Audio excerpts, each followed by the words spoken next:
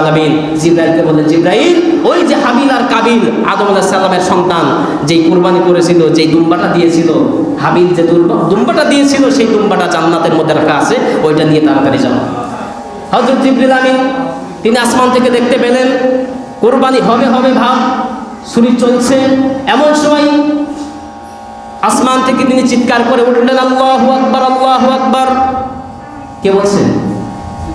ফেরেশতা জিবরাইল আলাইহিস সালাম বলছেন, আল্লাহু আকবার, আল্লাহু আকবার, মানে ইব্রাহিমের দৃষ্টি আকর্ষণ করছেন যে তুমি কিছু করো না, আমি আসতেছি। দুম্বাটা নিয়ে তিনি আসতেছেন, আসমান থেকে বললেন, আল্লাহু আকবার, আল্লাহু আকবার। এই ধ্বনি যখন তিনি শুনতে পেলেন, ইব্রাহিম নবী আসমানের দিকে তাকালেন, দেখলেন ফেরেশতা আসতেছে। তখন তিনি বললেন, লা ইলাহা ইল্লাল্লাহু আল্লাহু আকবার। ইব্রাহিম নবী বলে উঠলেন, লা ইলাহা ইল্লাল্লাহু আল্লাহু আকবার। ইসমাইল নবী ছুরির নিচে শোয়া, তিনি সেখানে শুয়ে বলছেন, আল্লাহু আকবার ওয়া লিল্লাহিল হামদ। এটাই হলো তাকবীরে তাশরীক। তখন তাকে কুরবানি না করে ফেরেশতার আনা ওই দুম্বাটি কুরবানি হয়ে গেল আল্লাহর জন্য। তো দেখেন।